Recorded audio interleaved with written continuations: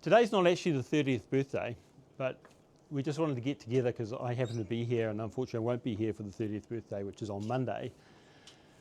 But it is a very momentous time. 30 years of practice is something pretty special. And I was kind of thinking of a story, and I guess I remember coming to the Eye Institute when I just was coming back from overseas, and the guys invited me to come and see them and to meet with them to talk about possibly joining the practice. And I arrived outside what I thought was a pretty magnificent building, the building next door. And I was so nervous I didn't even park in the car park, I parked out on the street. And then I came in and I said, hi, I'm here to see the guys. And nobody knew who I was. And then anyway, I met everybody and they were very welcoming. I knew, and I'd always been very keen to work here because this was somewhere that was quite different to the other practices. It was cutting edge, it was surgery orientated, and I really wanted to work here. So I'm guessing I made a good enough impression because I got a job, but I think partly because we needed 2 VR surgeons and Peter Haddon was the other VR surgeon, and we both started at the same time. So I think I was like the little brother who just got brought in to help Peter out.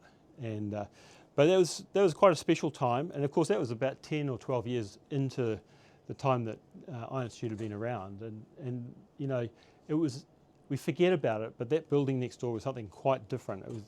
It was a special building. It was something kind of unusual for medicine, and it really put a mark in Auckland, or probably New Zealand, around medical practices. And it was really the foresight of the founding partners. And we've only got Peter here, but there's Bruce Haddon and of course Tony Morris. And those guys really, it was a special thing where they got together. It was around the laser that they brought, and then they formed this idea of coming together and building the building next door and then creating what we now have. And of course, at that stage there were 3 doctors. Now we've got 22 doctors. We've got 150 staff.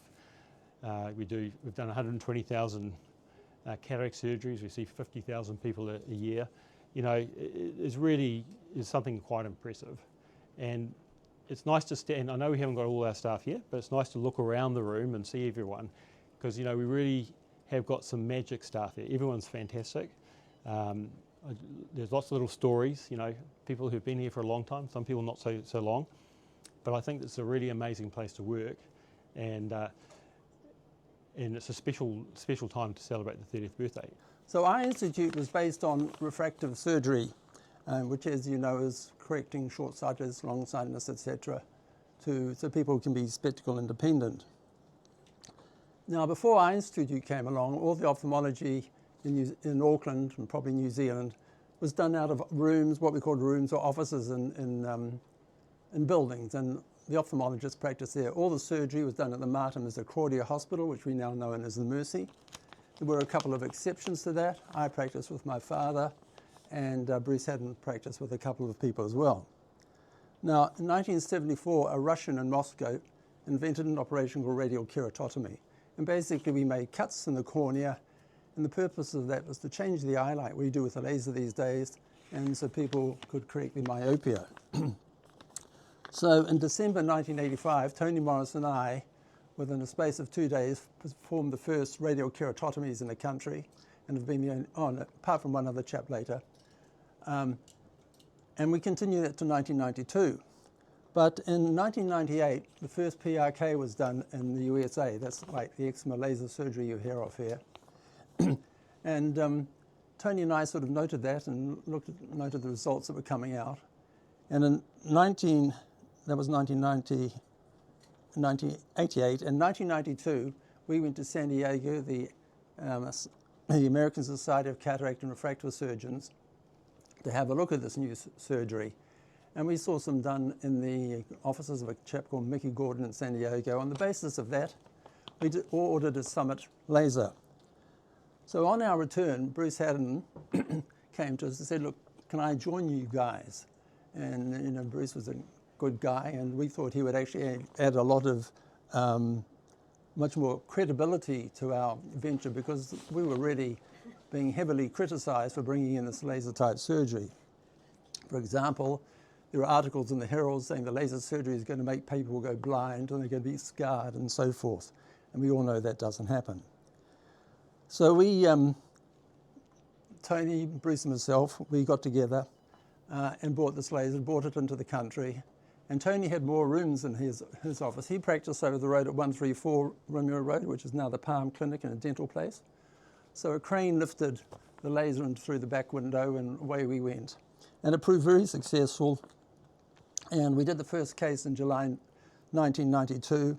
And we all got on very well together and sort of all brought different things to the skill sets. Now the next year in 1993, there was an old house next door. It might come up in the photos, I don't know. And Tony had the idea. He said, hey, why don't we knock it over and build an eye clinic? And so that's how it all started. We decided to do that, and the old house was knocked over, and we built that clinic.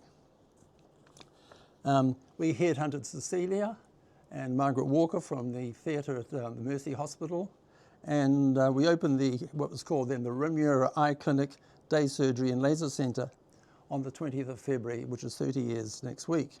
And this was officiated by the current Governor-General of New Zealand, Dame Kath Tizard. So we had originally 17 staff, and Seth and I are the last two left. I might add that I think it was about 5 years before any of the staff rolled over. So the rest is history, as you all know, and I won't cover it in totality, but there are one or two headline dates to note.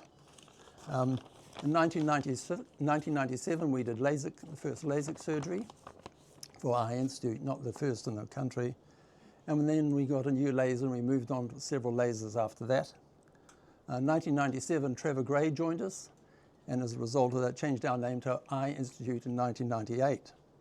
Helen joined us in 2000, so it's 25 years for Helen, so there's another reason for celebration this year. Is Helen here? No, anyway. Charles joined us in 2001. Nick and Peter Haddon joined in 2003. The first VR surgery was done in the next year, 2004, as Nick has already mentioned. Adam joined in 2005, and then there was a big gap to Shano in 2014, Will 2015, and so on. And in 2005, there was the opening of Eye Institute North Shore, and that was the start of our expansion, and I think probably the time that I should close my talk.